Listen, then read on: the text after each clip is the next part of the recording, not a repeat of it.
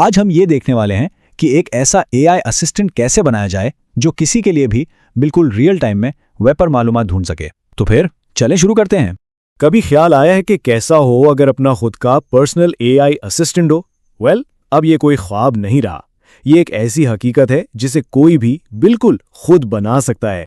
जरा सोचें, एक अपना जाती गूगल सर्च असिस्टेंट जो पूछे गए सवालों के जवाब फौरन ढूंढ कर दे दे। ये उन लोगों के लिए कितना मुफीद हो सकता है जो अपने सारिफीन को बिल्कुल ताज़ा तरीन मालूमात देना चाहते हैं। चाहे कोई एआई की दुनिया में बिल्कुल नया हो या पहले से ही उसके बारे में जानता हो, ये जायजा एक एआई एजेंट बनाने के बुनियादी उसूल सिखाने वाला है। तो सबसे पहले बिल्कुल बुनियादी बात, आखिर ये एआई एजेंट होता क्या है? चलें इसे एक बहुत ही आसान सी मिसाल से समझते हैं। बिल्कुल जैसे एक रियल एस्टेट एजेंट किसी के लिए बेहतरीन घर ढूंढता है, वैसे ही एक एआई एजेंट डिजिटल दुनिया में मालूमात तलाश करता है। सीधा साधा काम जिससे वक्त की बहुत बचत होती है। ठीक है, अब जब हम ये समझ गए हैं कि एजेंट क्या है, तो आइए देखते हैं कि इसे बनाने के लिए किन औजारों की जरूरत पड़ेगी। ये सिर्फ 3 बहुत अहम चीजें हैं।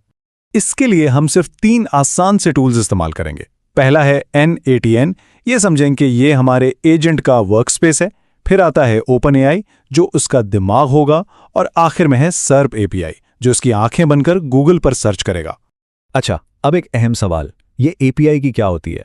अगर किसी को नहीं मालूम तो कोई परेशानी की बात नहीं, हम इसे अभी आसान बना देते हैं। API की को समझे एक खुफिया चाबी की तरह जो एक ऐप को दूसरी ऐप से महफूज तरीके से बात करने देती है। ये इतनी ही सेंसिटिव होती है जितनी क्रेडिट कार्ड की मालूमात, तो इसे हमेशा महफूज रखना चाहिए। चलें अब आते हैं असल काम पर। हम NATN में इन तमाम टूल्स को 4 आसान से स्टेप्स में जोड़कर अपना एजेंट बनाएंगे। ये शायद देखने में थोड़ा पेचीदा लगे, लेकिन यकीन करें ये बहुत सीधा है। सबसे पहले तो एक चैट इंटरफेस बनेगा, यानी एक ऐसी जगह जहां उससे बात की जा सके। फिर इसे OpenAI का दिमाग दिया जाएगा। इसके बाद इसे मेमोरी यानी याददाश्त मिलेगी ताकि वो पिछली बातें याद रख सके। और आखिर में इसे गूगल पर सर्च करने और हिसाब किताब करने के टूल्स दिए जाएंगे। तो लीजिए, हमारा एआई एजेंट तैयार है। अब देखते हैं कि ये असल दुनिया में काम कैसे करता है। चले इससे एक सवाल पूछ कर देखते हैं कि ये क्या जवाब देता है। और ये देखिए, सिर्फ चंद सेकंड्स में एजेंट ने गूगल पर सर्च किया और हमें पुणे के बेहतरीन सुशी रेस्टोरेंटों की एक लिस्ट दे दी।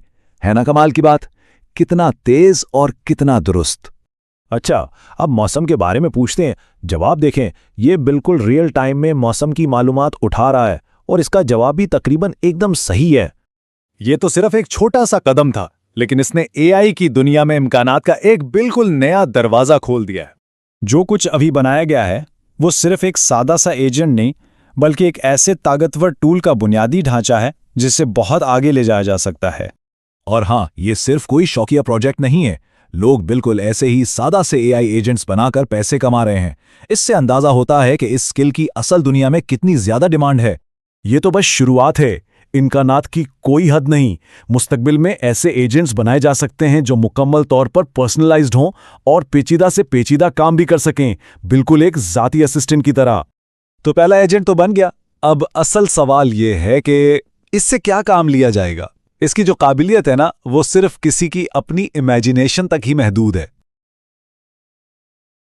सोचिए कि एक ऐसी डिजिटल दुनिया हो जहां किसी को अपना काम करवाने के लिए हर वक्त कंप्यूटर स्क्रीन के सामने ना बैठना पड़े।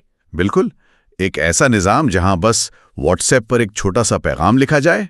हाँ, और बैकग्राउंड में एक खुद मुख्तार असिस्टेंट इंटरनेट पर जाकर मालूमात तलाश करे, पेचीदा हिसाब किताब करे और नतीजे को एक बेहतरीन रिपोर्ट की शक्ल में वापस भेज दे।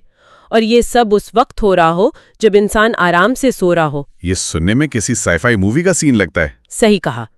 आमतौर पर ना सॉफ्टवेयर का तस्वुर एक कैलकुलेटर जैसा होता है जहां कोड में पहले से तयशुदा कमांड्स होती हैं।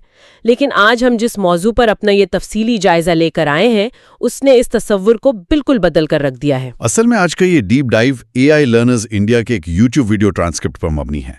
एग्जैक्टली और इस सोर्स में किसी भी शख्स के लिए अपना पहला एआई एजेंट बनाने का पूरा तरीका वाज़ेह किया गया है। चलिए इसको थोड़ा खोल कर देखते हैं, क्योंकि सुनने वालों के लिए ये टॉपिक इसलिए बेहद ज़रूरी है कि एआई अब सिर्फ बड़ी टेक कंपनीज की जागीर नहीं रहा।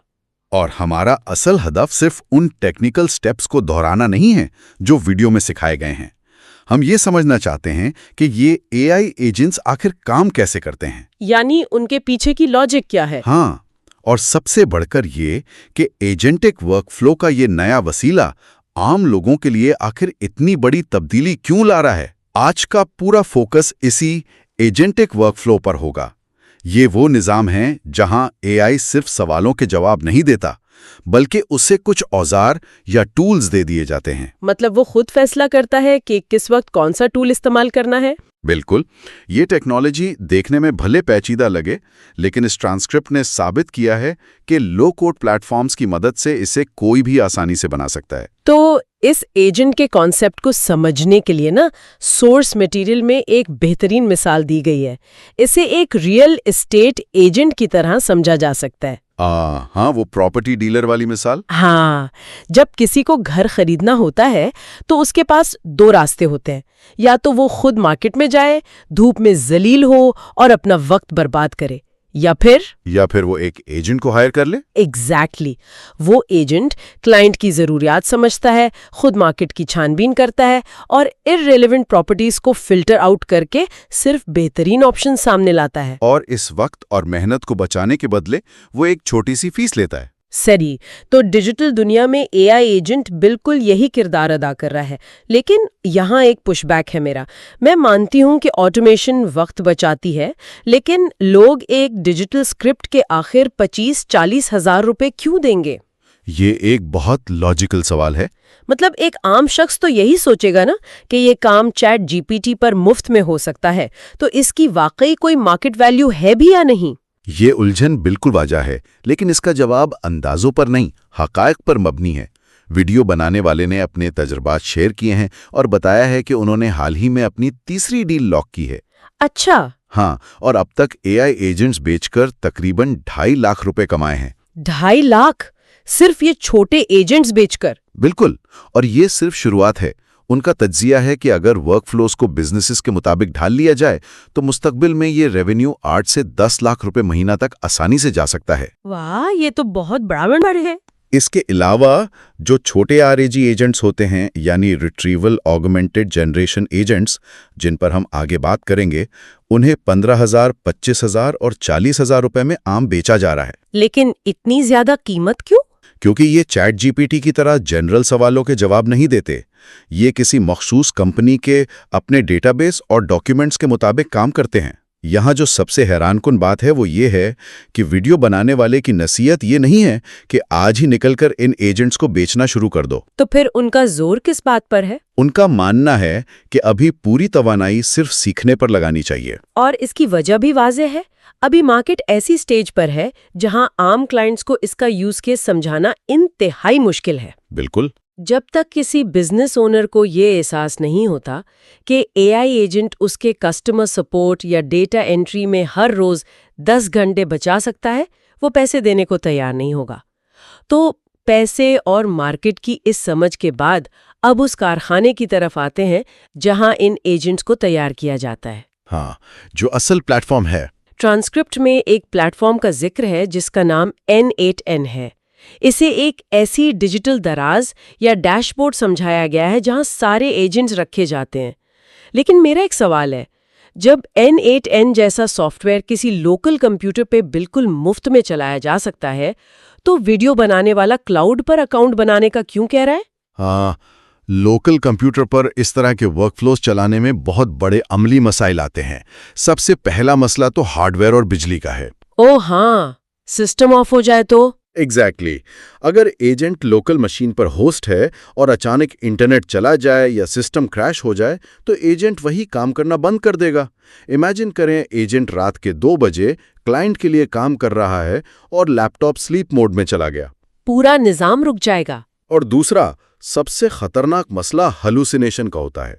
लोकल सिस्टम पर आमतौर पर छोटे ओपन सोर्स मॉडल्स चलाए जाते हैं रिसोर्सेज कम होने की वजह से वो गलत मालूमात देना शुरू कर देते हैं। यानी अपनी तरफ से बातें बनाते हैं। सही कहा। इसीलिए क्लाउड पर जाना बेटर है। क्लाउड का मतलब है कि वो वर्कफ्लो किसी और के हाई परफॉर्मेंस सर्वर पर चल रहा है जो 99.9% अपटाइम देता है।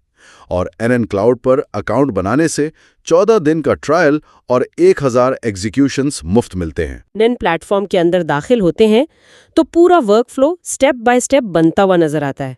विजुअल इंटरफेस की वजह से, राइट? हाँ, बिल्कुल।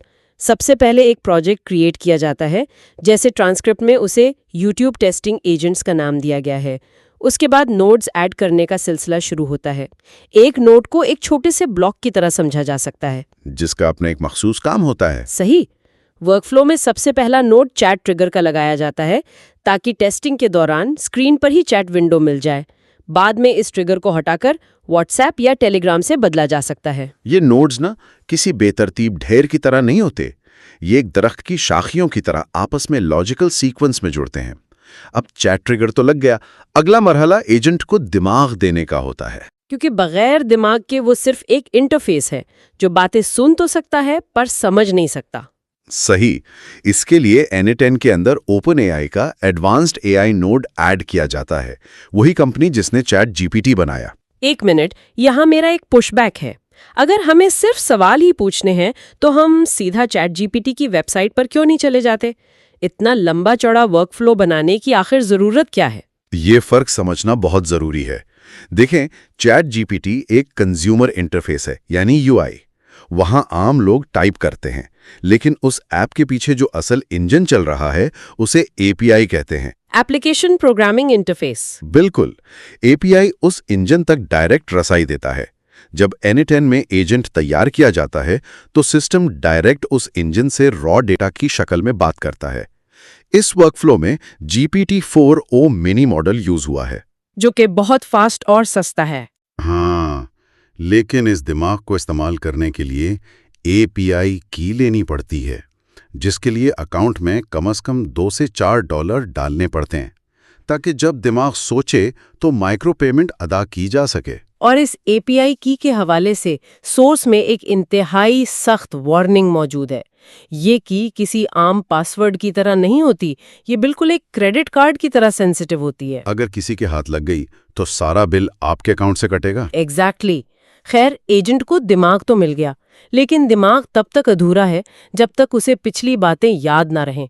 अगर हर सवाल पर वो पिछला कॉन्टेक्स्ट भूल जाए तो गुफ्तगू का तसलसल टूट जाता है। इस मसले के लिए N8N में सिंपल मेमोरी का नोड जोड़ा जाता है, जिसकी लिमिट 5 मैसेजेस तक तय की गई है, ताकि वो आखिरी 5 बातें याद रखें।